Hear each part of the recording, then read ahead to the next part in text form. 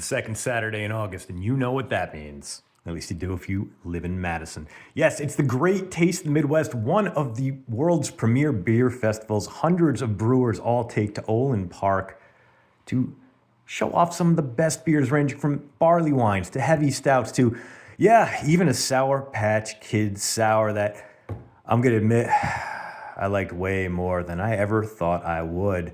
But that's not all. Let's talk about the best beers at the 2026 Great Taste.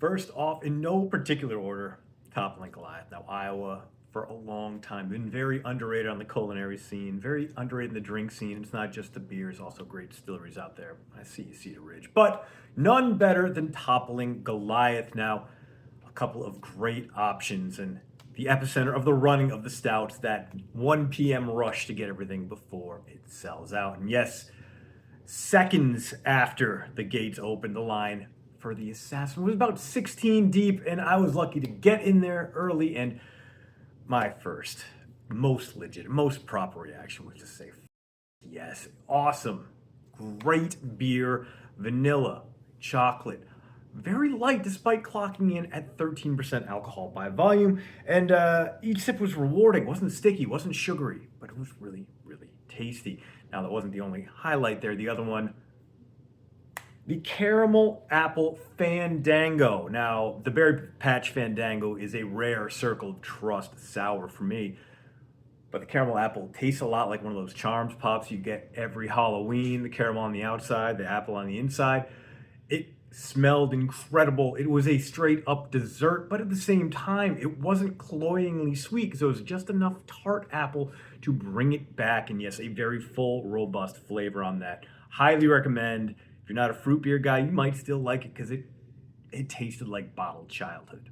Next up, a favorite of mine from 2 years ago came back. It's Doosterbeck's. Now, Doosterbeck's, a farm brewery up here in Wisconsin, and I really love their Bees Be Crazy Hefeweizen a couple years back. This year, a variant, and a very weird one.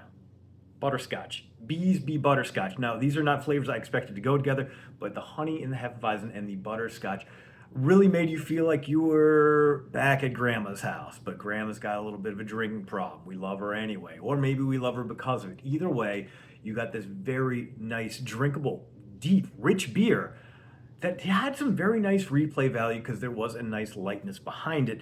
Now, that wasn't the only good thing I had at Doosterbeck's. They had the Point Bloom Culture. Yeah, I had to look it back up, but it was a strawberry rhubarb sour that really just gave off these amazing pie vibes. And really, I don't know, Doosterbeck for me is a brewery really showing you what you can do with that farmland and how you can lean into familiar flavors and create new ways to get a little bit drunk. We got one final Circle of Trust brewery, and that's Eagle Park. Now, Eagle Park, good IPAs, obviously, but great seltzers. And we'll talk about the Specto Cooler in a little bit, but this was really a chance for the Marshmallow QV, the joint Phase 3 to shine. And this was a situation where I walked up and I wasn't expecting a ton. You know, this is a fest where Three Floyds has their Dark Lord Marshmallow Hangy out there. And if Eagle Park could even just compete with that, that would be remarkable. Instead, what we got was a very sweet but very light beer. The marshmallow wasn't soft and sticky, but it had a nice crispness to it. It really gave you a beer that was easy to drink on an 85-degree day despite pouring so thick.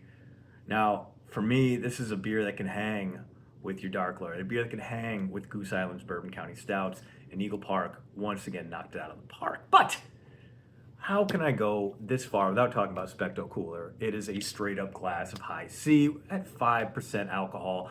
Even pours the neon green that you expect from a Slimer-based orange beverage. Now, it's not officially high C related, and I kind of appreciate that it's not, because too many of these branded tie-ins are just kind of cash grabs, kind of looking at you, hard Sunny D. But Eagle Park Specto Cooler, weird, delicious, and a big old glass of nostalgia.